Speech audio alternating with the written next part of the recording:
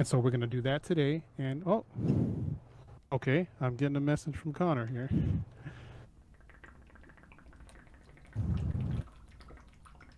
What's up, Connor? You were in here. I'm sorry, guys.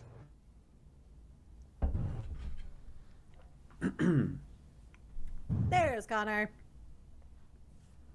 Oh, there we go. Okay, I backed away to see what was going on. Let's get him in here.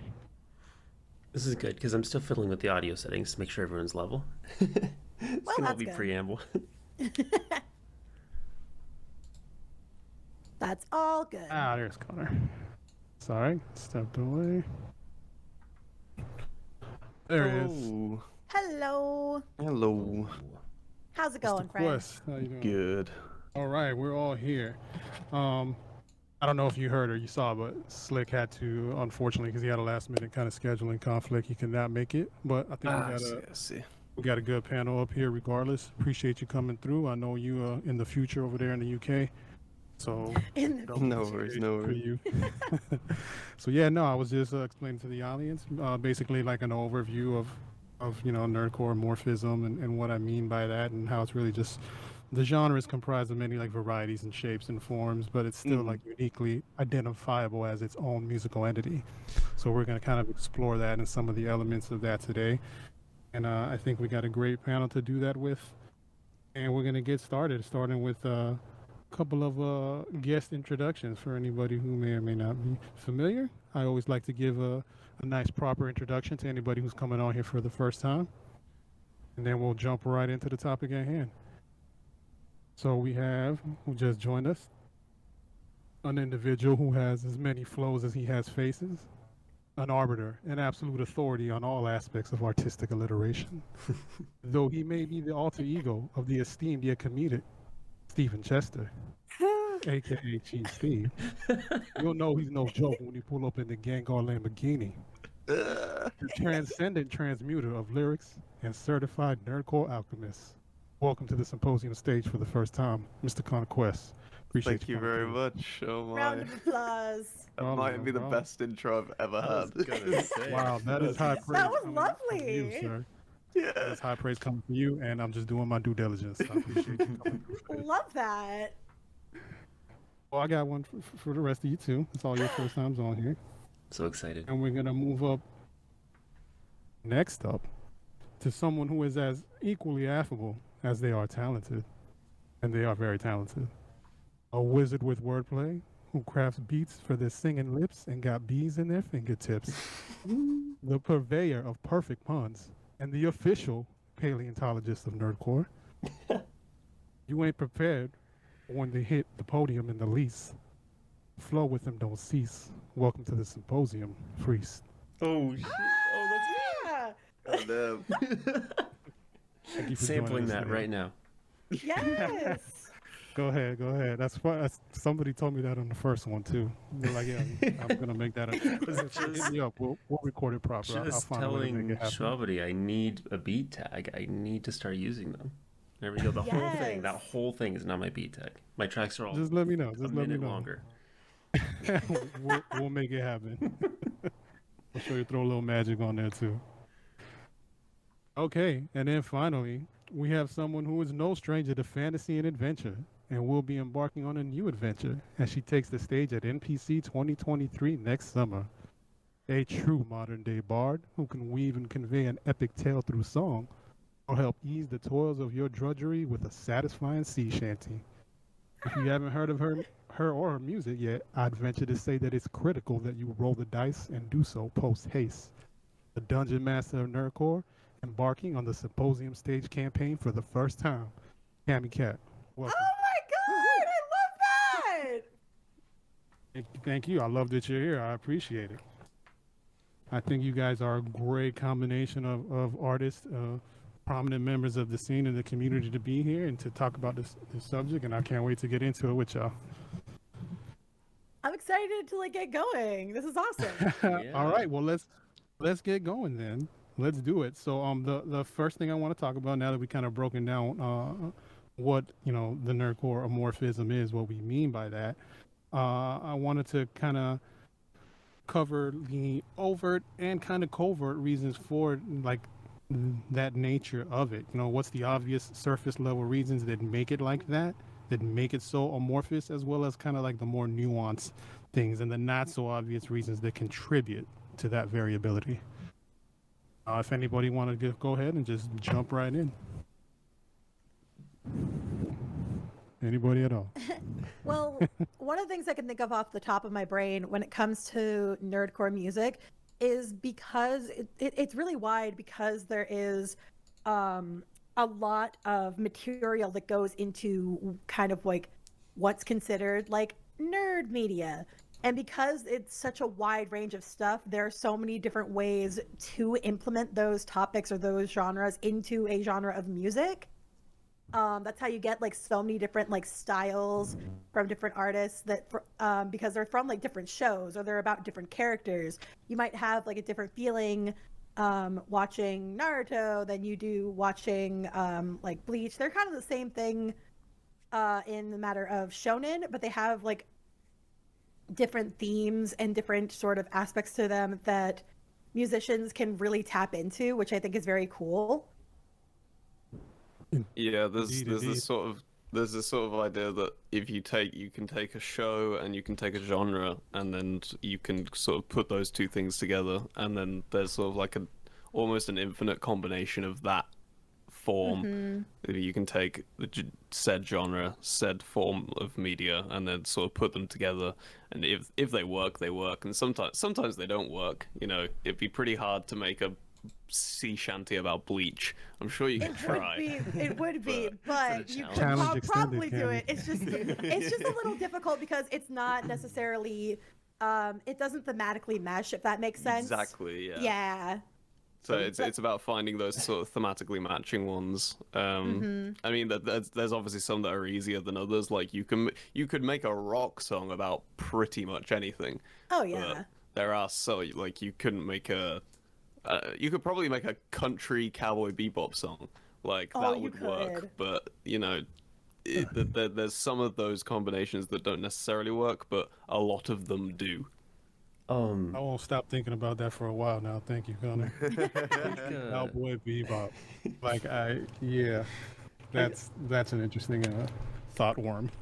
I think like to kind of tack on to your point, Cami, is like I know when and this is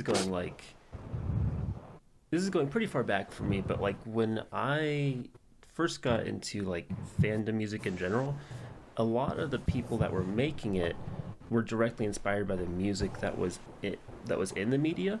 So like whether it was like a show or a game or whatever, whether it was the background music or like original songs that were written for it, like informed the style of what they made. And I think that it's interesting seeing like because there's so many ways that people will tie music to like fandom media, or just like basically media that has a fandom to it. Like the people will tie it to it thematically. But two main ways that I see it is they just try to make it sound either literally like the music that's in the thing, or to pull elements of the like emotions or themes that you see in that thing, and then try to evoke those through the music. I would say it's funny hearing you, Connor, talk about like you can make a such and such song about about such and such, and kind of feeling like in a lot of ways I feel like that's just kind of what I do sometimes. Like I made a I was just thinking of like it's definitely completely possible. Like thinking of a song like Tanjiro's Lullaby. Like not a lot of people are gonna watch Demon Slayer and be like, oh yeah, a piano ballad. Like that's what you'd write about that show. But in that ballad, you're trying to resonate more with like the emotional like story of the character, or like the emotional plot of the game. I love your piano ballad you did, by the way. Yes. It's like no one really expected the take that I had on Derby either. So you can definitely subvert those sort of things. I think we could do it more now that nerdcore has become an established thing, though, if that makes sense. Like now that everyone's kind of like touched on so many different things, it's like now is the time to experiment. Now is the time to kind of like go Yeah. out on a limb and be like, maybe I will try that shanty for Cowboy Bebop. Let's go. Like, I feel like I'm not planning that, but way more so for anime. Way more so for anime. Oh yeah. I feel like in that's one thing that should definitely be established very early, is that anime rap and nerdcore are not the same thing. Which I think a lot of people get confused sometimes. Meaning, if you want to like clarify exactly what you mean by that, because like anime rap is obviously part of nerdcore, but it's not like they're not one and the same, is what you mean. They're right? not one and the same, and Yeah. I think because of its kind of skyrocketed popularity, a lot of people do conflate the two sometimes. like I can comfortably say that I'm a nerdcore artist, but Yeah, I'm not is. an anime rapper. Right. You're what? Get out of here. Right. I can. Like, I love featuring on them. I love being on them and learning and like growing and stuff like that because it's a cool genre. It's just not my genre. I'm just like a guest in it. You're not a Cami-Cat, unbelievable. I know. I'm sorry. But again, it speaks to that whole overarching topic that we have. That I mean, yeah, it's all nerdcore, but it's not all anime rap, or it's not all D&D type music, or it's not all any one thing.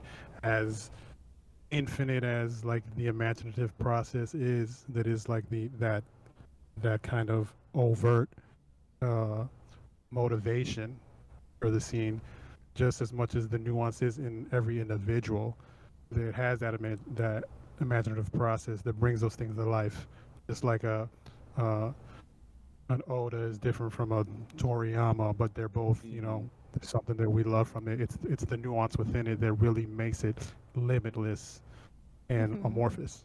Yeah, I think one more like thing that I think is important to note is that I think the reason that we're seeing like so many different styles within nerdcore now is just that it's become so much bigger and so much more prevalent.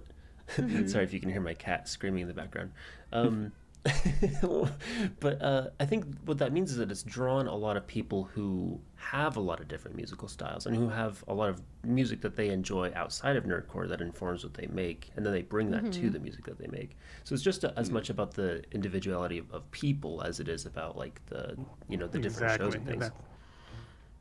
That's what I was kind of getting at. That's kind of like that covert reason that you don't see. It's like this self-perpetuating like cycle of being so varied that it's inviting to so many different people from so many different backgrounds who have similar but very specific individual tastes, and then they bring that and add it in, and that's another variation. And then that grows the spear, and then it brings in more, and then there's more variations, and so on and so forth. And I think that that's like a big part of what makes it so much of what it is and why it's just growing in popularity, and I believe will continue to do so.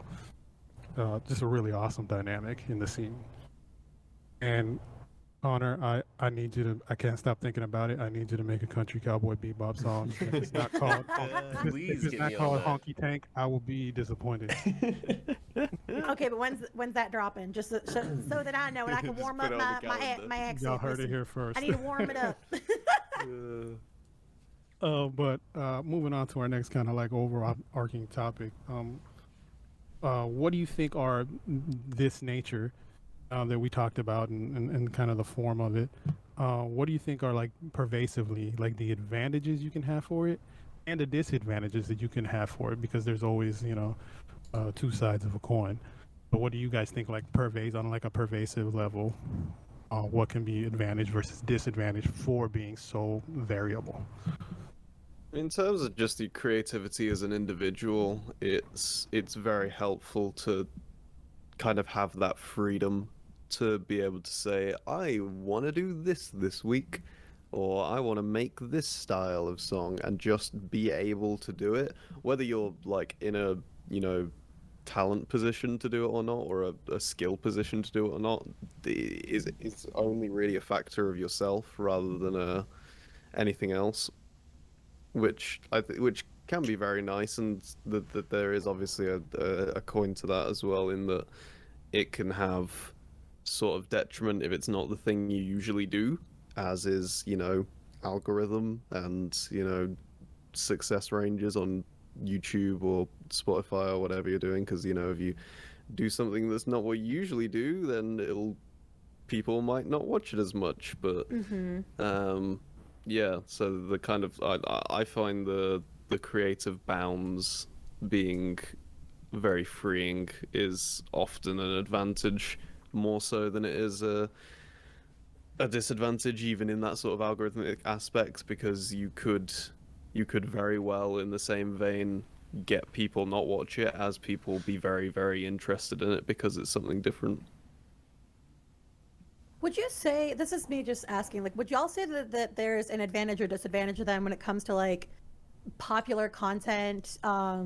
If only because I know that I've seen like the conversations of people being like, there's like 20 songs involving like cyberpunk because cyberpunk came out recently, and like everybody put out a song on Saturday that was like on a Saturday that was cyberpunk. Like, do y'all think that that's more of an advantage or more of a disadvantage? Because like on the plus side, it's like because everybody's like fixated on it, they're gonna watch more of that kind of content. So like you might be able to catch that wave, Yeah. but you're also in that way, like going up with 10 other videos about the same thing. I've thought about this a lot, and Yeah. I've kind of looked at this as an experiment every time there's been something like cyberpunk. It's kind of a rare occasion, but generally, from what I've seen, and when this sort of like phenomenon happens where everyone decides to make a song about the same thing on the same week, and when I say everyone, like this time I mean everyone. Like Yeah. there were like, Like 12 cyberpunk There There songs. was Yeah, so many. That doesn't happen a lot. That doesn't actually happen a lot. I think the last time it happened was Freeced, help me out. Probably like, was there a lot of like Spy X Family stuff?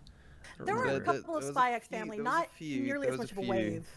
No, Yeah, I don't think it hit like the cyberpunk Arcane. wave. Arcane, for yeah. sure. Yeah. Arcane was That's the what last it one where it was. happened. Yeah. Yeah. Every time that this has happened with a show where everyone has just gone, "Yep, this is the thing this week," it's always a benefit. It's absolutely always a benefit. I have one specifically for me, to where I know it's a benefit. Back when I used to just make raps about games, and that was when Luigi's Mansion 3 came out. And this was at a point where everyone was making the same thing every week, like at least 5 of us, because it was about game releases and you had to release the song on the day the game released. Like pretty much. That was Right. like the rule back in the day. Yeah. And the reason that my Luigi's Mansion 3 song did so well was because it kept getting recommended off the back of JT and CG5's Yeah. Luigi's Mansion song. Yeah. The exact same thing happened with my Cult of the Lamb song recently. Like, that's my best So selling song maybe if- of the year, and yeah. If we hadn't done those at the same time, if I hadn't dropped mine on that same week, then it wouldn't have got anywhere near the traction that it did. And maybe that's just Yeah. luck of the draw sort of thing, but I truly do believe that when it comes to those big, massive drops, it just helps everyone when Yeah. there's like 12 of us and it's all out there in the algorithm. Yeah. Yeah. I think I think like, that definitely, yeah, that makes sense. I think two comments that I kind of see popping up a lot, like you just sort of see the same comment again and again in different ways, is people either just saying like, "Oh, I really loved so and so's song about this, so I was glad to see another one," or it's like people saying like, "Oh, this is not what I expected, but I really enjoyed it," which kind of is like what you said earlier about like how sometimes people will enjoy something because it's different. Sometimes the algorithm doesn't push it as much. I find almost always like when I try something that's like a different genre than I've ever done, which it seems like every other video I do, I'm tweeting out like, "Hey, this is different from anything I've ever done." Just because I just can't pick a genre, I think. Honestly, I think that's to your Well, advantage. that's the beauty of the But scene. yeah, but I find that like people really appreciate it, and I feel like if we're talking about downsides, like it's almost all just like algorithm stuff. Yeah. I find almost none of the downsides like within the audience. Like I'm in a weird spot because I don't do as much of like anime nerdcore stuff, my content is strictly D&D, which like nobody has any context for any of the songs that I've written other than what's actually out there in public. Like the games that I make all my songs about are private. No one knows what the heck I'm talking about. And yet somehow they still kind of like flock to it because I've been able to create something that was like wide enough or generic enough that could be put into somebody else's game, which I think was kind of like how I've been able to manage to find my little spot. There's a phenomenon I've noticed with I think like a lot of nerdcore and especially what I found is, and it's not just nerdcore, but obviously since that's mostly my experience, like I find that there's a lot of times where people will, and kind of to get back into like comments that pop up again and again, a lot of times people will say something like, oh, I've never seen this show, but this song really resonated with me. And I think it's the same thing where the more, oddly enough, the more personal that a song is a lot of the times, the more people will see themselves in it. I think because just as like humans, we have all these similarities and we're more alike than we think. And I think that like that totally applies to nerdcore, and like it totally makes sense that people can get something from like songs about your D&D games because like whether that's their own experience or just like they're finding like attributes and emotions that they can relate to. I think we just really have a bond that we often don't even realize.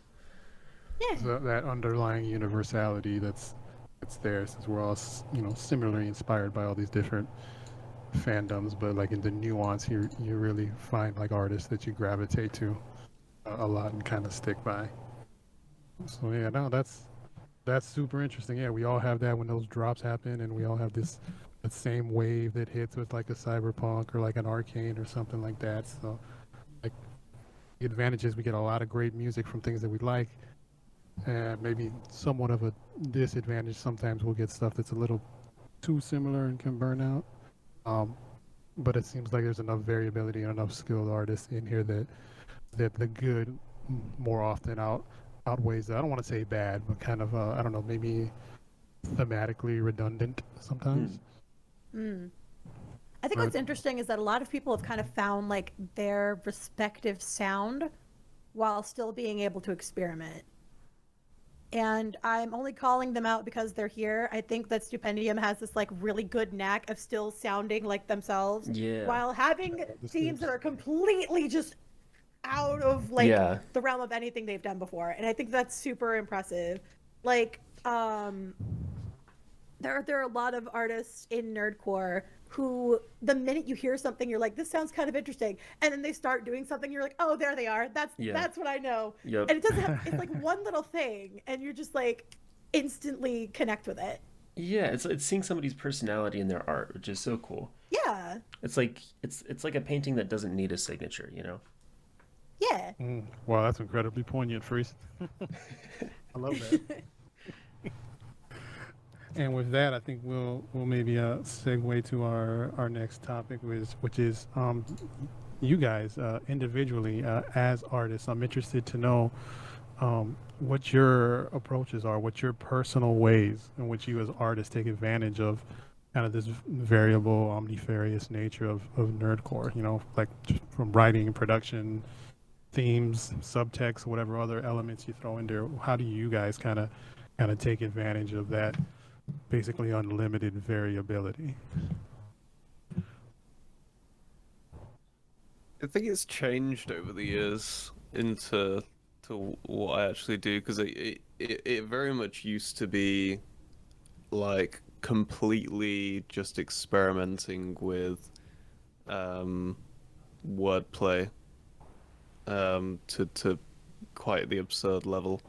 That was like one of the main things I focused on throughout my entire like start of what I was doing, which made sense because I was listening to Damble and, as previously mentioned, Stupendium, and they were very, very word heavy, and so I wanted to sort of emulate that in a lot of respects.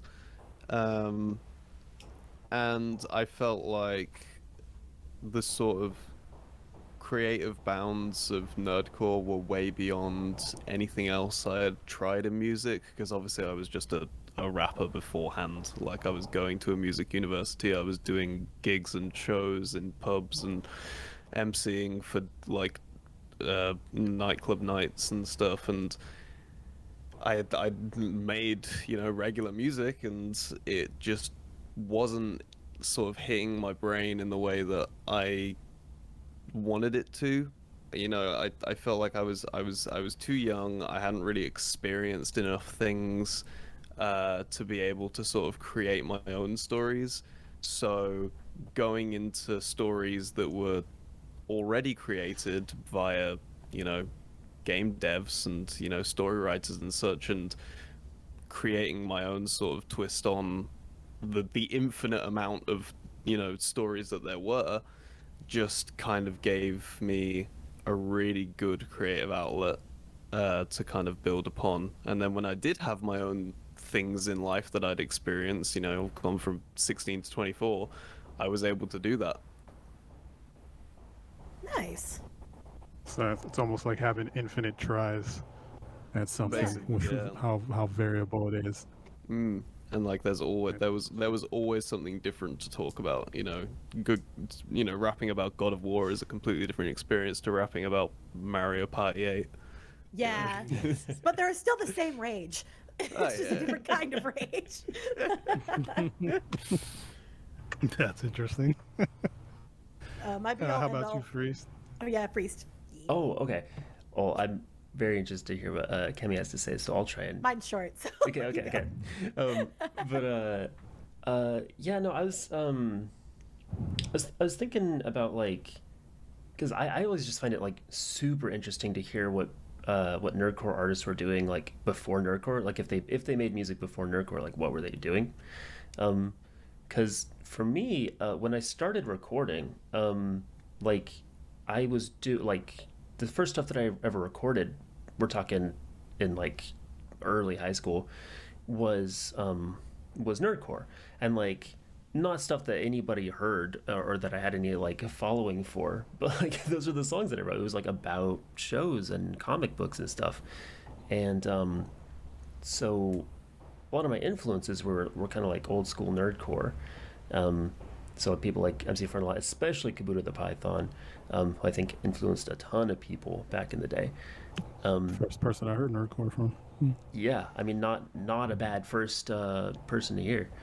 And then, like, kind of in that same like group of people, Schaefer the Dark Lord was also a huge influence. So like, I think starting out, I didn't focus as much on wordplay. I was more like rhyme focused, or like, I don't know. I think there was like always a certain, like, I don't know. I don't know how to like describe the way that Kabuto raps, other than to say it's like sticky. Which only makes sense if you listen to him, but the way he raps is just sticky. Like, it's very satisfying to listen to, and it's like every word just seems like it's in the right place. And so that's what I Lyrical ASMR. yeah, like, that's what I became obsessed with. Was just trying to write stuff that every word sounded like it was the right word to use. And so I kind of focused on like it more sonically, and that's a thing that transcends genres, and I think is one of the reasons that I've grown to enjoy working in so many genres, is because whether I'm writing something that sounds like it's from a Broadway musical, or I'm doing like a disco song, or like I'm doing a drill rap, like, it's all based on this like constant desire to always just want to, in a musical way, say the right thing at the right time. And I think I just really enjoy the I think that's one of the things that I guess I haven't said so far, is that, like, I think one of the reasons that nerdcore specifically gives so much freedom for that is because like, people are there for the music. They absolutely are there for the music, but equally they're there to see the thing that they love represented, and to hear songs about a thing that they love. And so I think that you have people who are willing to listen to more genres and more styles, and to let you express yourself more, because like even if it's outside of what they'd normally listen to, it still has that element of that thing that they like and that they want to hear about. And so then often they'll end up listening to something they wouldn't normally listen to and then really like it. And I know a ton of people who have just started listening to more genres in general because of nerdcore, which is really cool. Yeah. It's a beautiful thing. Very nice. The reason I started doing music and stuff is just like my approach is very, very simple. I want to make my friends cry. That's really all. Like, but there's more to it. But that's like the short of it is that I want to get an emotional reaction from my friends, whether or not that is crying, whether or not that is yelling at me, That's or fantastic. laughing hysterically. Like, I want to tell a story in my song that garners an emotional reaction from someone. Most of the time that is to make people cry, but that's just because I find it like very fun. But that's like the weird part of doing like D&D stuff is that the whole point is to have like this big emotional journey with your friends while playing these fictional characters that don't exist. Yeah. But like it's always been my goal to tell a story that resonates. And so whether it's my character or it's a character from a campaign that I'm not even directly involved in, sometimes I'll be like just inspired from an image. Like the one I can think of off the top of my head is my piano ballad Alone. I was inspired by the artist who actually did the video, which was awesome. I got to commission them to do it. They had this one particular image that they had drawn after one of their sessions. I had no context for this character. I had no idea what was going on, but I saw that image and I was like, I'm gonna cry. I need to know more about this immediately. I want to write a song. Like, I was so moved by the way that they portrayed this like horrible, desperate like emotion of like clinging on to the last bits of someone you love. And I wanted to portray that because it hit me so fiercely. And so I absolutely try to implement that in my songs. And I also love hearing in other people's songs where you feel emotionally what the character was feeling in that moment, or what you felt like when you were reading that panel of the manga, or when you were playing that segment of the game where like everything suddenly like clicks and you just feel your heart sink. Like that kind of feeling I always want to capture. That's such a good point. That is, and that like perfectly encapsulates, I think, my my approach to, or like reason for writing most of the songs I write is, I always feel like I don't remember a lot of details about things just in general. That's just not a skill that I have, but I do get very strong feelings when I'm like watching or reading something, and it's always like that I'm trying to evoke and that I'm trying to like bring back and get like put something down that people can relate to. And I think I'm always really happy when that succeeds. I think songs like Tundra's Lullaby, I think songs like Raincoat like are the ones where people hear it and like, again, even if they don't know the source material, they know that feeling because it's a human feeling and it's something that they've experienced and can relate to. Yeah. Yeah, that's definitely something I'm trying to get better at, because I am on the opposite end of that, where I know too much information, and I've got fucking lore coming out of my ears about like 6 different like types of things, you know, World of Warcraft, League of Legends, One Piece, like so many different, like, you could ask me like so many questions about all of them and I would know the answers. And I really should. It's a burden. It's a curse and a burden. Glorious burden. But yeah, and that's Blessing probably and what curse. made me focus a lot more on like a lot of bar heavy things earlier in the sort of like career span of my what I did, because I could like kind of pick these like little things that I knew and turn them into something. But now, yeah, eliciting a emotional response is definitely something I prefer to do than you know, essentially what I've done for the last 2 years, which I feel like I've proven that I can do. So I guess it's more of a challenge for myself now, really. Yeah, I Yeah. feel like once you dropped One Punch Man freestyle, it was like a way of saying like, or One Punch In freestyle is what it's called. I feel like that song was in a lot of ways your way of saying like, listen, I can do this. Now let me show you what else I can do. Yeah. Nice. So for Connor, it's like for you, it's like a proper working dam where you kind of have to control the flow because there's so much behind it, and you kind of got to streamline it. And like for Cami and for Freeced, somewhat, it's more like you look at an image and it breaks a dam in your mind and lets the flood of 1,000 words start coming in. It's very I don't know, like very what would you call it? Like intuitive for me. Yeah, I'll usually write my songs like in a day. Oh, It takes a while for me to like fully compose them out and like get them out there. But like if I'm feeling something, I will literally write it down as soon as I'm thinking about it, or else it will fly away from my brain and I will never see it again. Oh my god, you ever start writing a song while you're driving and just like have to try and remember as much of it as you can? Oh god, yes, all the time. Or I'm sitting at work and I have the song pop in my brain and I'm like, no, come back. I can't record this. I'm sitting in a place where I can't do that. No. Oh my god, if I went back through my like voice memos on my phone, I would find so many just like busted demos of things that either became full songs. Like I know Making good money. Pretty much, it's like starts like that. You're like, yeah, let me just say it all down, like write it all down right now. Like, say it out loud.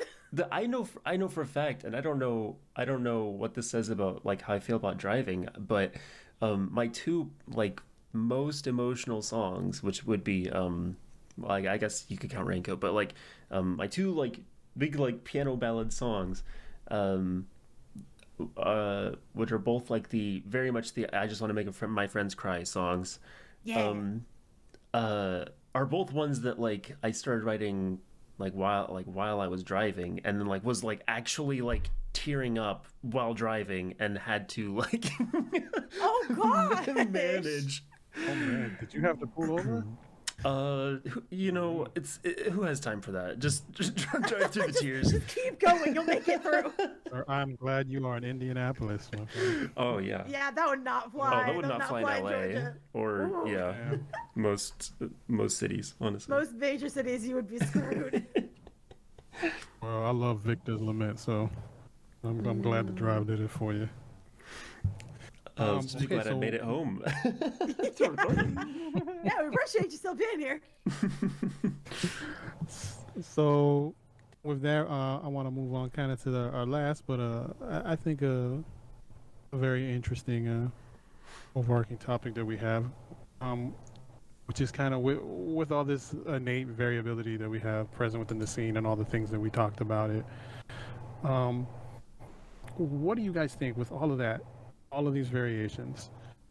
What is like the quintessential element that identifies nerdcore as nerdcore despite its amorphous nature that we've been talking about here? Like, what is that one kind of unifying thing, if we can venture to kind of define it? I think you are going to potentially get a different answer from everyone here. I have a very simple one, so I want to hear what you say.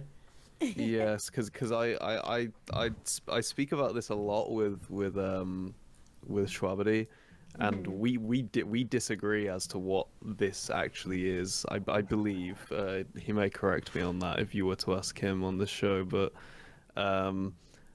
I am very much of the opinion that nerdcore is the thing that sort of defines it is a kind of twofold, because it's sort of centering what you're doing around another form of media in what could be perceived as a sort of nerdy way, and also applying that to your personal intentions with it. Because there are plenty of things that people make what could be considered nerdy references that it's in no way attached to a nerdcore song. It's just someone referenced something they liked in a song. It doesn't make it a nerdcore song. And because it's completely within the intentions of the person behind them, that creates that. And I think that's sort of the apex sort of crux of it, is it's all to do with the intention of the artist. If the artist does not want it to be a nerdcore song, then in my opinion it is not a nerdcore song. If the artist does, then it is. And I think that is sort of the finite thing about it for me. We're saying like the individual perception is the reality. Yeah, exactly. The individual perception isn't the reality. I definitely, yeah, I definitely agree with that last part. I would just encapsulate it by saying that nerdcore is music by nerds for nerds. And I think these days, definitely the most popular stuff is like based around another form of media, like a show or a game or something. But there's also like a lot of, and especially in older nerdcore, or just like people who are kind of in an old school tradition in nerdcore, there's a lot of stuff that's about like computers and hacking and stuff like that. But so my first nerdcore collab was with Whitey Cracker, who is like, I mean, his music is mostly about like hacking, the fact that he's a hacker and computer stuff and stuff like that. And it's, and there's like definitely a lot of artists like that still.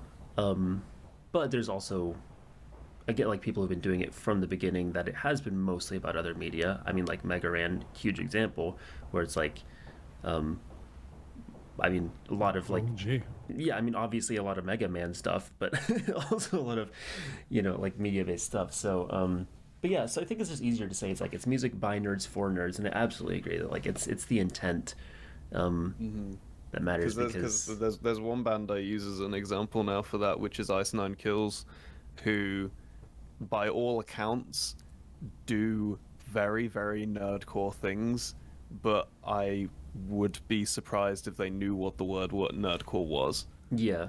They make songs specifically dedicated to various horror films, which is completely what, you'd expect to see on a nerdcore artist's YouTube page. Right. But they're not a nerdcore band because that's not their intention.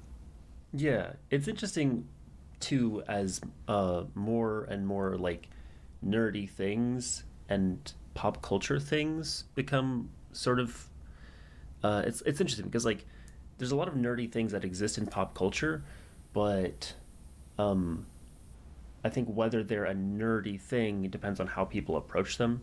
So for instance, like horror films or like cartoons or even anime, like they're things that people can either, I mean, there's a difference between like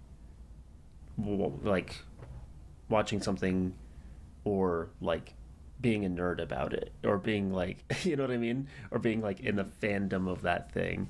So I think it's like, is this Dragon Ball song just a song for people who have seen Dragon Ball, or is this a song for people who are nerds about Dragon Ball? And I think that there's a difference there. Is this just a DMB song from a popular artist called Majin Buu because they've watched Dragon Ball before? Right. Or is it a song about Majin Buu? Like, yeah, exactly. Is it meant for that Is it meant for that community? Yeah. And trust me, being a like regular UK rap fan, there were a lot of Dragon Ball references for people that were not nerdcore artists, and they didn't know what the genre was. They just liked to make songs that were titled things from Dragon Ball. Yeah. Because they liked Dragon Ball. But you say the intent of that artist was never to make a nerdcore song. You could never call those songs nerdcore songs. But yeah, again, I'm really interested to hear what Cami has to say about this being on like a different side of Yeah, things. I'm in like a completely different realm, so I have like I have an absolutely like different viewpoint on like some of that. I think everyone can be a nerd about everything, but like nerdcore itself revolves around a lot of media that until very recently, at least like in terms of like mainstream versus non-mainstream, like it wasn't seen as something to be taken seriously. And it's the fact that nerdcore music decided like we are going to take this seriously because these are things that we are passionate about. Like a lot of people can get really into football and stuff and they're not seen as like nerds, they're just seen as like very passionate about their craft. I lived in a world that was revolving all around sports and all that stuff, like super sporty family. Went to college for For So Many, so I was like, I was in that world, but I found my passion in like the anime stuff, in my drawing, and all that stuff, and that separated me from everything else that was in my life in that point. And I think what's interesting about nerdcore is that there are a lot of people who have that similar thing where they have that like quote unquote outside life. They do all these different things like outside of like the world of anime or the world of games or anything like that, but they were so taken by like these stories, or they were so taken by these genres, that they wanted to be more engrossed in it, outside of what anything anyone else might think. And there's a big respect for that, for just showing who you are and what you're passionate about. And now that it's mainstream, and now that a lot of people are more comfortable doing that, it feels as though, and at least for me, what I love about nerdcore is that you feel a lot more welcome to present what you're passionate about, because everyone else is already doing that. Yeah. And it's like what you wanted to get out of like those other places in your life that you didn't necessarily quite get. I think that's such a good point. No, I was just gonna say, yeah, I definitely feel that for me that is an element that where a lot of people are, a lot of they're fans of different particular genres of music, rap, rock, country, what have you. And there's groups of fans that are friendly and share the fandom in that way. Nerdcore really, to me, like I see like a familial aspect in it more than I do any other genre of music, because so many of these things are so personally ingrained. The personal connection you have with it just seems like on so much of a deeper level than I've seen with anywhere else. So there's almost I don't want to say instantly, but there's a pretty quick connections you make with artists and other people in the fandom, because you feel that the themes that resonate from this particular fandom, whatever it may be, that resonate with you, you kind of intuitively make that assumption that it does for these other people, and whatever the other fringes of your personality might be, and your other traits. That's something that kind of brings you together, and like no matter what else you got going on, that connective tissue there is going to kind of bind everyone like a lot closer together. And then the music, just what music does in general, is just going to further fortify that bond. And for me, like that's something that I see in nerdcore that I think is really like a pillar of the genre for me, and that I hope continues to be fortified and strengthened from my point of view.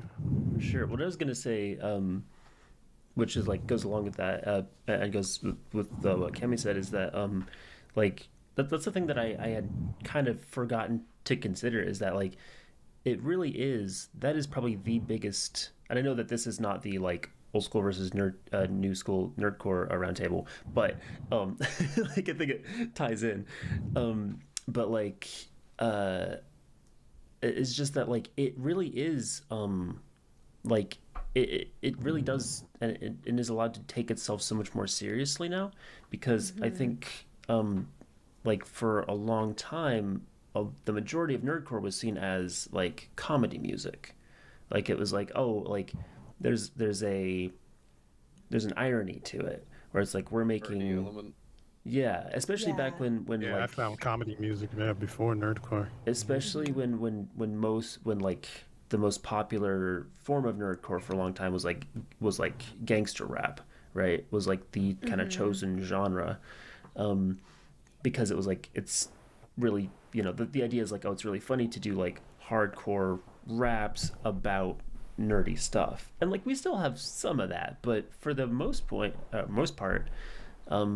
what I see is people like making very sincere music, and I think it's really cool that like we're at a place both in like, I mean, not that all society has like achieved this, but like a lot of society is very accepting of like people's sincerity about the shows and things that they love, to the point where you see a song about it and it's like, oh, it's not actually just a gimmick, Yeah. I think that's what's really cool. think it has a longer lifespan as well, honestly, than some sort of comedy channels. I mean, I've seen a lot of sort of big, like, do you remember when the Game Station used to do a lot of sort of parody stuff, Yeah. along with people like Random Encounters and things. Obviously, I know Random Encounters are Random still Encounters, yeah, still going going, but I today. think Like, it's they're like, still, a different vibe. yeah, they're still going. They're still going crazy. I have massive respect for what they do. But in terms of like that sort of genre popping up in a lot of different areas, it for most people, I feel like it didn't have the longevity past, you know, a couple of like big videos. Obviously there's always going to be outliers. There's always going to be people that really hone in on that and create that fan base, like Random Encounters have done. I think like for an average approach, for the average person to sort of get going, being able to do it with sort of a more serious tone, a more ambiguous tone, I think is the word I'm looking for. It allows for a higher success rate, I think, and a sort of a more precise dart, ironically, because of how unprecise it is. Yeah. So, yeah, so almost like the identifiable trait is that it's infinitely variable. Yeah, it's like you're hitting a bigger dartboard, but you also have a bigger dart. You'll never run out of content. That's my favorite part about all my D&D stuff. I'm like, if I get bored with something, I could just start a new campaign. Like, I'll never run out of content. I'll have content forever. Yeah, it's funny, like when I started making music, like so like my first like big fandom I was in was like back in the day I was in the MLP fandom. Yeah. And so like that's kind of funny because it's like everyone's only making songs about one thing. But like one thing, one show. But even within that there was so much like variability. And so like now that I write songs about like anime and games and sometimes other stuff, like it's literally like a problem that I have is that I just have so many ideas for songs that I'm like, what do I have time to record and what can I even what should I even put out? Yeah. Which is I think maybe a contributor to why we're seeing more nerdcore albums and stuff, which I think is really dope. You get some of that overflow. The infinite imaginative process, and I think that's what'll keep it going and help it last and grow. There'll always And be I new think- shows to love and always be new games coming out. And I think that's a good stopping point for the talk proper. I really appreciate it, everyone. I think this was a great talk, a great exploration on the nature of it.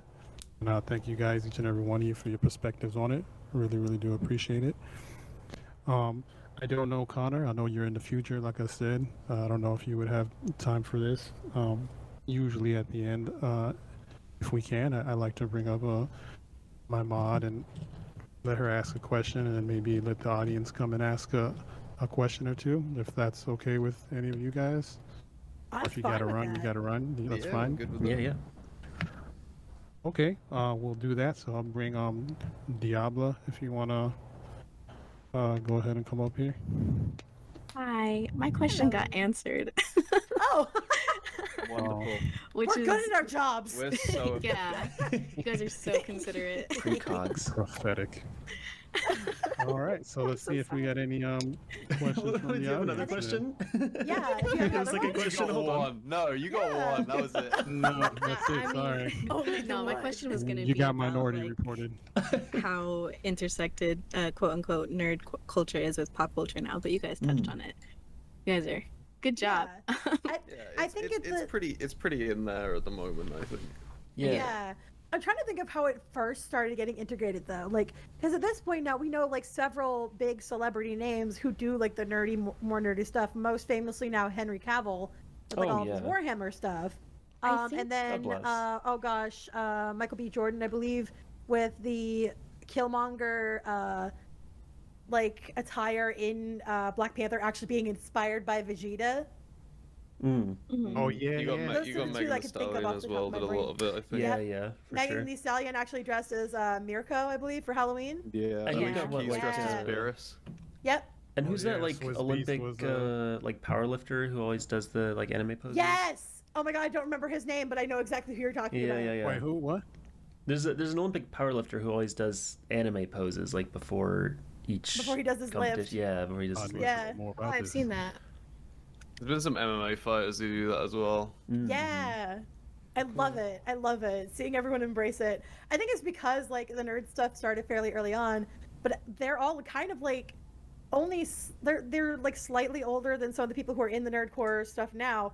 It's just like everyone was a nerd and no one was like sure if they could show it, and now everyone's kind of like, yeah, we're nerds. What of it? Those days yeah. are over. I think too, just Yeah. with so much stuff getting distributed out on the internet, like that just leads to more people knowing about stuff and seeing it and it being available. Like, And you I realize think- you're like not by yourself. yeah, I think like streaming platforms have done a ton for that, because if you think about it, like back in the day, like if you wanted to watch anime, it's like you get a VHS or like maybe Go- Toonami. Like there Go wasn't a on lot. to YouTube and watch the episode in 15 parts. Yeah, 2-minute 10-minute videos. 10-minute increments. Screen. The last 240p. three parts are missing. Yeah. And the audio is terrible. Yeah. Parts Yeah. 3 and 7 have been removed. Yeah. Real quick, I think we got an You're audience copyright question. infringement. You're like, no. Yeah. Yeah, Yeah, and listen, uh, I definitely watch some yeah. stuff that way. Oh yeah, same. I think we got a question coming Yes. up here from the audience. We bring him up. Yeah, I sent him the invite. Nez, you there? I see you. There we go. Hello. Sorry, it took me like a while to hit the thing. It won't work for some reason. Oh, Anyway, you're good. You're good.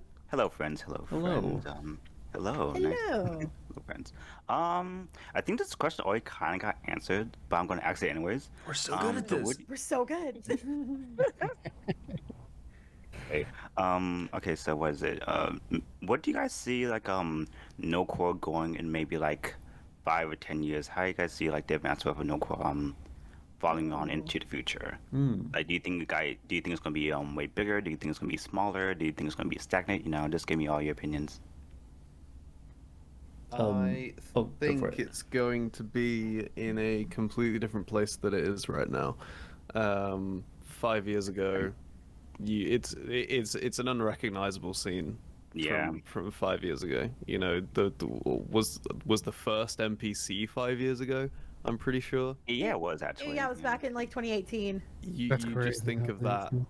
to think of like what it is going to be, like what it even was this year comparatively to Yeah. like, It's you know, way bigger numbers, essentially yeah. five dudes meeting up and, you know, making some nerdy songs to, you know, an entire community coming together in one place, you know, 400 odd fans with, you know, 30 odd different artists. It's just in a completely mind-blowing place, not only size-wise but also sort of innovationally, and like what's possible now. There's a lot more. This is not necessarily the key to it all, but there's a lot more money behind it. Oh yeah, definitely. People are able to do Oh, things tough, that tough. were unimaginable before. You know, they have budgets. You know, obviously, I mean, they're People were also making- they're also just garnering more attention, and it gets them more connections to do these kind of things that Exactly. earlier on would have been impossible. Like, weirdly enough, if you want an example of what nerdcore is probably going to look like in like 5 years, if you look several years back, back into like the late 2000s era, Vocaloid, all of those Yeah. producers, a lot of them are doing like a lot of production in Sirius now. Like, I believe there is a Vocaloid producer who did like Matryoshka and like a couple of other really, really popular Vocaloid songs, who now did the opening for Chainsaw Man. the producer for those songs, who Vocaloid, just because it was something that they enjoyed, is now doing stuff for anime, and cover artists and like musical artists on YouTube are now like voice acting and stuff. Most notably, recently, Amanda Lee, who or Amelie, who just was the voice of Uta in the One Piece Red movie. I saw but that. she was most prominently known for like vocal covers of anime openings, like not way back, but like back in like 2013. Now she's been voicing a bunch of anime characters. Jonah Scott, I don't know how many Vocaloid stuff he did, but he used to do a lot of voice covers for fun, like on YouTube, and now he's a prominent voice actor just doing his thing. Like, looking back at who was doing this kind of stuff very early on and seeing where they are now is kind of a good threshold of like, these people who have paved the way in nerdcore music have an opportunity, and will probably, a lot of them, get the opportunity and run with it to do these cool projects that they probably would not have been able to without, one, the backing of an audience who is passionate about it, and two, the opportunity of working with people who are as equally passionate about it. Yeah, Sorry, I just think it's super think that's interesting. Very interesting. That's a good, like, the people that you're seeing right now are either going to be completely moved on to other things. That doesn't necessarily mean not doing like sort of things within the genre still, but they're going to be doing, you know, very sort of like career bending things that are going to like sort of shape what they do in the future, I think. I think I think the scale is always the thing. It's interesting because some of it is a little bit cyclical. I mean, like, because there was this time when nerdcore had a lot to do with live performance, and there were, you know, more conventions specifically for nerdcore and stuff, and meetups and things, and then that really dipped after, like, I don't know, 2006, 2008 was probably when that started to fall off heavily, and then so it's cool seeing like we're getting back into like, okay, now that we're doing like big, like, dedicated nerdcore performance stuff, and it's bigger than ever, and like you said, there is a lot more money behind it than there ever has been. So I think the scale is anything. I think we're also going to see people like getting involved in doing more like original projects, like a lot of those people, definitely, but that are also still in a very like nerdy vein. Like, I think we're going to see stuff that is like sort of I don't know, like the nerdcore equivalent of like Has Been Hotel, you know, where it's like it's like we're making our own stuff, like original stuff, like concept stuff. I think that'll happen just because people will have the platform and resources, and I don't think that it'll mean, like you say, I don't think it'll mean they won't necessarily be working in nerdcore, but I think it just opens up more opportunities, and I think we're going to see especially just from, again, just the people who have risen to prominence now. Like, I think, you know, that's just going to, because artists tend to always want to try new things and grow and get bigger and push themselves. And so I don't think for the most part that's going to stop anytime soon. No. That's a good question. Yeah, thank you. Thank you for answering it. Also, hi, I'm Cami. I think this is my first time talking to you. I think I talked to everybody else here but you. This is my first Hi. time. Hello, nice to meet you. Nice to meet you. Yeah, you're really kind. Oh, thank you. Yeah, and also I just want to say too, just something that Game Boy Jones alluded to last time when he was here on our last symposium. The nature of music itself is kind of changing, where people want more content all the time and more varied as much as possible, more new all the time. And music in general is just kind of going that trend. And nerdcore is like, because of its like amorphous nature that it has, it's like uniquely suited to really thrive in an environment where that's the trend. It's been that way for years. It's already sort of had that mentality because of the nature of, especially like during the sort of gaming phase. The nature of gaming was that there was almost something new every week, and in response there was a new song from people every week. You know, there was that has been the nature of it pretty much. And then that was sort of followed on and continued into the anime thing, but sort of artificially, just because the weekly video had already been there. And then while there isn't an anime necessarily being released every week, there's like 7 different characters in one anime that you could just do 7 different songs about in 7 weeks. So why not just keep up that weekly aspect? And so we sort of artificially implanted that from the gaming part to the anime part. No thanks to Rustage, really keeping that kind of going. The madman that he is. But yeah, it's been that way for a long time, and I think you're right. In Game Boy, it's kind of naturally been suited to what the general music scene has sort of become and adapted to over time because of, like, I guess the internet and accessibility and TikTok and attention spans shortening and things like that. All right, looks like we got 1 or 2 more questions in here. And we got Farah. Let's bring someone up. Yo. Hello. Hello. You edit my videos. I This is a menace right now on my server. Indeed. I'm gonna be like going through. It's gonna take so long to like change all that shit, but it's whatever. Yeah, for those of you who don't know, we had a little. I don't know if anybody was watching, but I recently got 1K on Twitter. And we had a little activity that we did here on the server called Build Different Lyrics, where we basically take different lyrics from different songs and we remake them, make it look like it was somebody replaced every other word with a thesaurus or something, or like somebody that don't know how to use Rhyme Zone as a tool uses it as a crutch, and it just comes out as nonsense. And we had that, and they had to decipher it and guess the lyric, the artist. Incredible. The verbose versions. Like a Google Exactly. Did you ever do a Google Translate version? That'd be a fun yeah. Put this artist's lyrics through Google Translate. Hold on. That could be the new lyrical miracle. It was a good time. We're gonna do it again. And Still Pharaoh won, and his reward was a special role that only one person can have at a time, and only for a limited time, and it gives you kind of godlike powers in the server, including changing everyone's nickname to follow at Otaku Pharaoh. Yeah, a lot of people coming in like, what the fuck happened to this server? But I trust he'll be on his best behavior here, because yes, of course.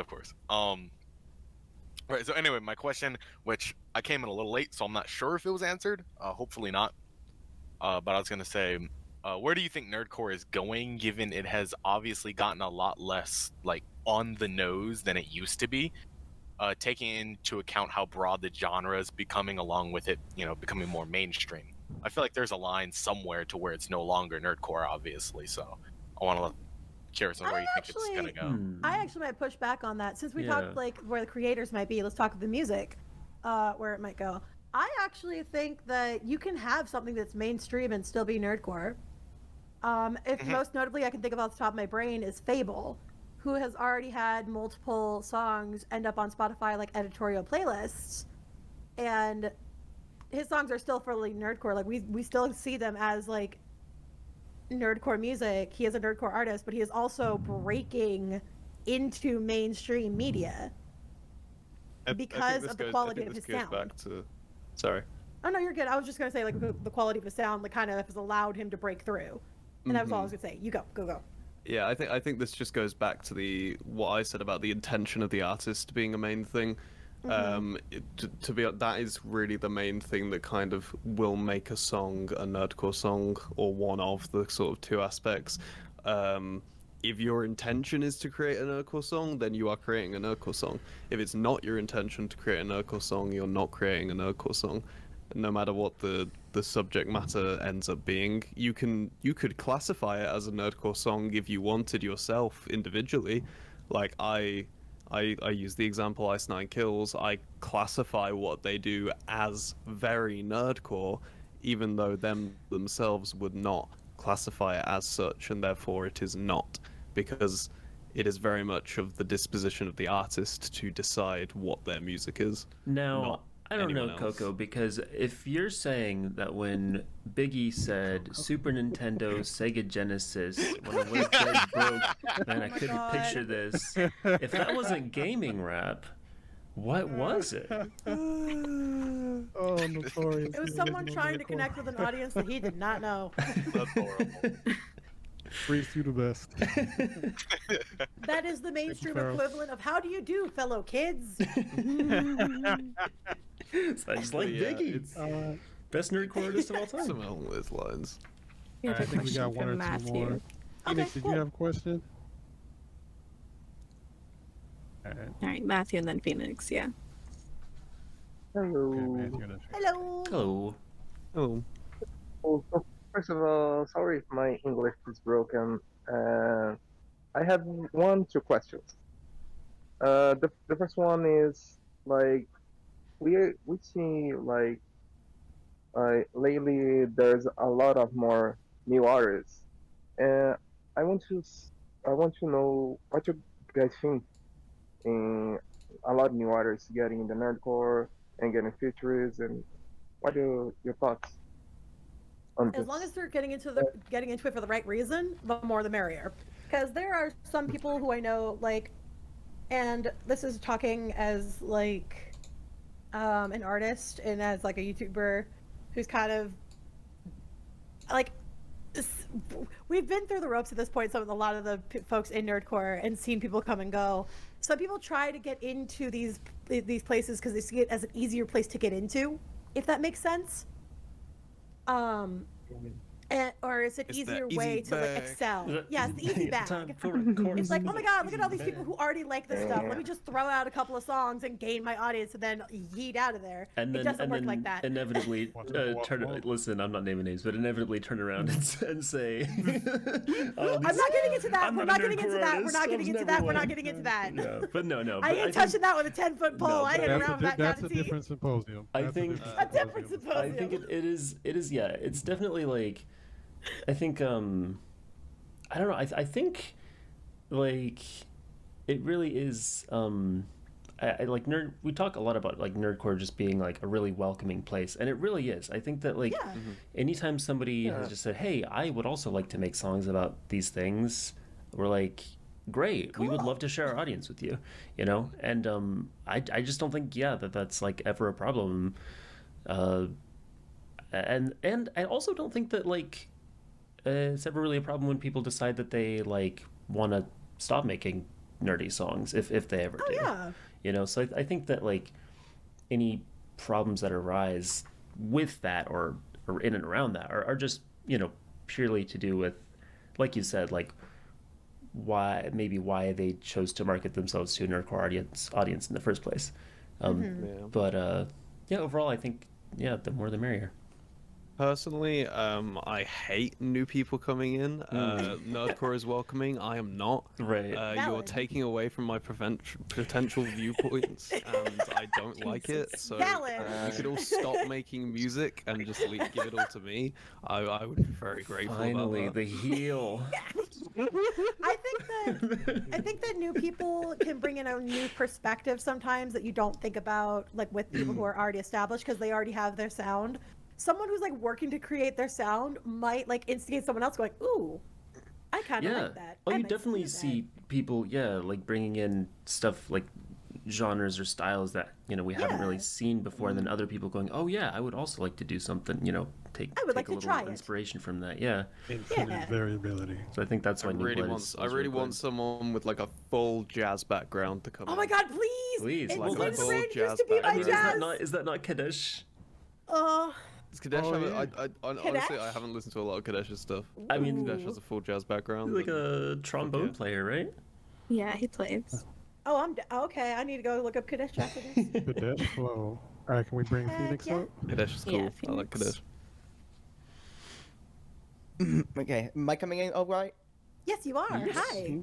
Hello, pleasure to meet you. Hello. This is a much less a question, but the reason I was waving my hand around earlier is that when Pharaoh was in here, I was just gonna say he won because he guessed the lyrics that I did for it. So I just wanted to be like, did. hey, yeah. So It's true.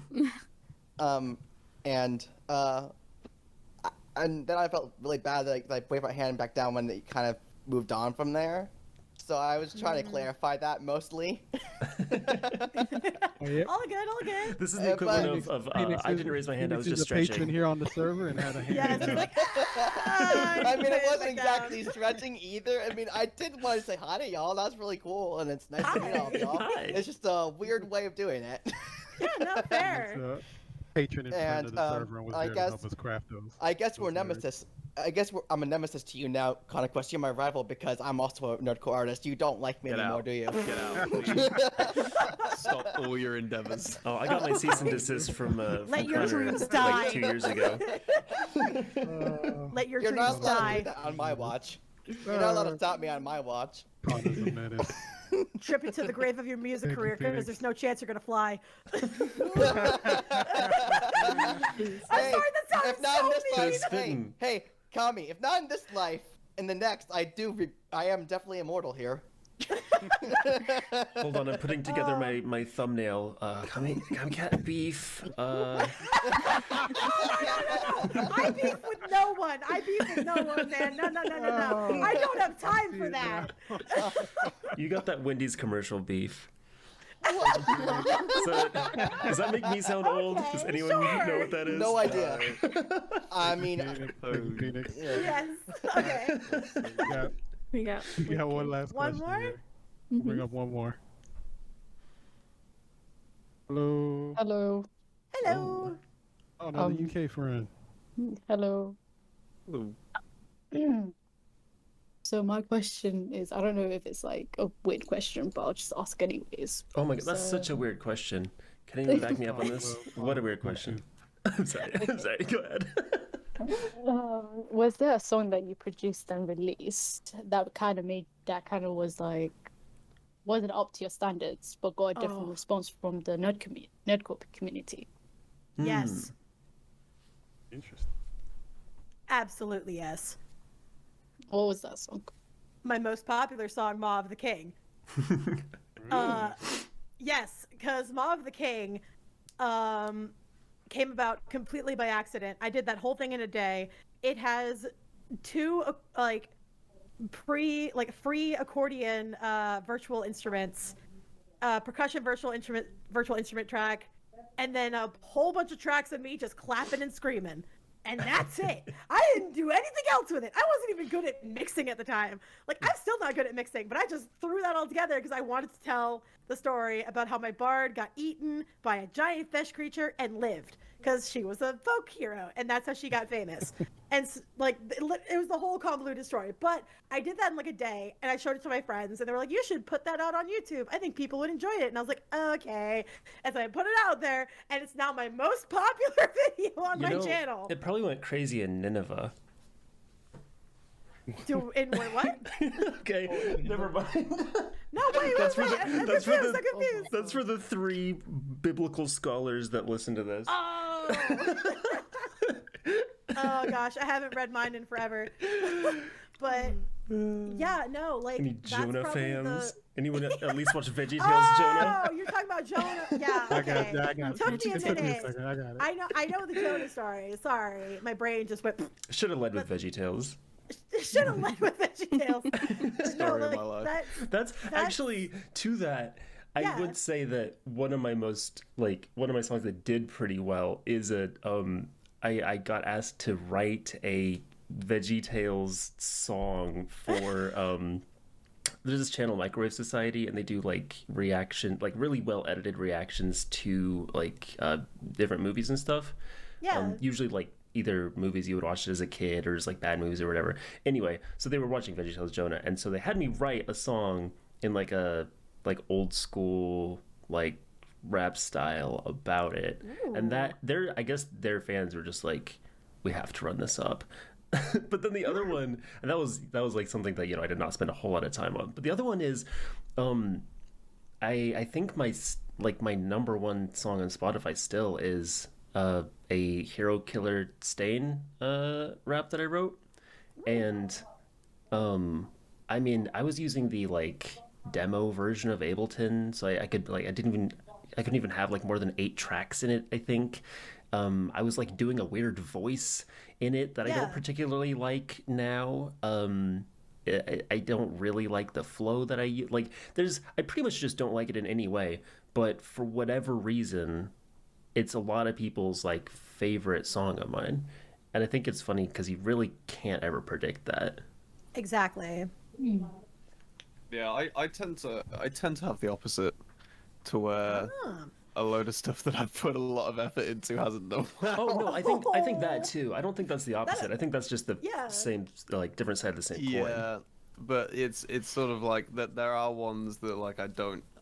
I feel like recently pretty much everything I've put out, like I'm looking down at my list and I was like, has that happened? But everything I've put out, I've been really, really happy with what it is, and like I feel like it is all kind of up to my standard, up to a point where it's like it wouldn't be up to my standard now, but like at the time a year ago, that was my best that I could do. Yeah, that's fair. You know, that was my skill level like a year ago. That was my skill level 2 years ago, and I'm like obviously my Shigaraki rap is ass now, but comparatively to what I would be able to do with it now. But back then it was like, yeah, it's okay. Like, you know, it's these little revelations that happen during these things. I mean, that's why I love having all my videos up, because I've had my video channel since 2010, and I have never moved channel names. Like I've never moved channels. So I have videos from way back in like high school when I was itty bitty baby trying to make it as a little animator on YouTube. Like, I find by keeping all of that up, not only for myself, but for people who are like visiting my channel, they can see what I've been doing, but they can also like go back and see where I started and see that there is a gradual progression.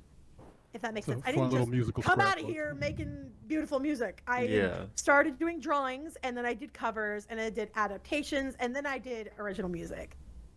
Like there's a full on progression into what I'm doing right now. Yeah, I did a lot of like my channel used to be like variety, so I would do music, and I mean I've only had my current channel for like 3-4 years, but like starting out it was like little comedy videos, and I did a lot of like meme dubs, kind of like the stuff that like ProCD used to do on Tumblr. I mean not like the stuff that not like it's ProZD. I'm not ProZD, but like that. Yeah. And eventually it just became music, and but yeah, having that old stuff is it's kind of fun, and it's very easy to forget. I think like how far we've come in a lot of ways, and I think it's really good to have that old stuff when you feel kind of like stuck or like you've plateaued or something, which inevitably is a feeling I think that we all get, just from time to time. Just as a natural part of progression, but like being able to go back and listen to something that you made a long time ago and really liked at the time and were proud of, and realize like, oh, I still like this, you know, but I see all the ways that I progressed. I think that's really cool. Indeed. And with that poignant statement, I think we're going to close out the symposium proper. If anybody in the audience would like to continue the conversation independently on your own, I've opened up the Symposium Afterthoughts text channel. You can go in there and do that if you like. I'll probably keep that up for the next day or so. Artists, you're welcome to, I'll be going into the VIP lounge after this. You're welcome to come if you want, or if you're done, and Connor, I don't know if you're getting ready to go to bed over there in the future. He still has to write so much hate mail to young nerdcore artists before he goes to bed. He has so many emails to send that say stop. He's actually the guy that's been replying. I put out the PSA for you. He's actually been the guy doing all the spam comments on everyone's nerdcore videos. Oh, that's him. God, that's me. It's a burner account. I know He's it. the op. Congratulations, you have won. A giveaway. A giveaway. And he just lures you to his house and kills you. Crazy. All right, so we're gonna go ahead and close it out. Guests, if you want, you can. I'll be in the VIP lounge, Diablo. If you want to meet up after there, we'll be over there. And everybody else, thanks for coming. Appreciate your audience and appreciate you, especially guests. Thank you so much for your insights. It was a great time. Thank you for the And opportunity. Thank you so much. Yeah, thanks for having us. No, thank you guys. And we'll see all y'all later. Have a good night. Bye. Take care. Bye.